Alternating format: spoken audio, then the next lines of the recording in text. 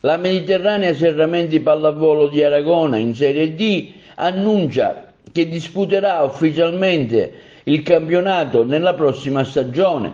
Questo traguardo, fortemente voluto dalla società, rappresenta un passo fondamentale per la crescita delle nostre giovani atlete che lo scorso anno hanno mostrato il loro talento arrivando fino alla finale Under 14. Questo quanto scritto in un comunicato stampa della dirigenza della società. Sarà con noi la straordinaria Francesca Cusumano che farà da chioccia alle nostre giovani promesse affiancandole con l'esperienza e la leadership.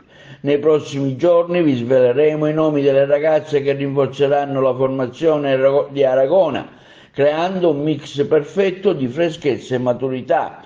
Alla guida tecnica ci saranno Francesca Scollo e Carina Gotte, ormai cittadine di Aragona, pronte a portare la squadra a nuovi successi.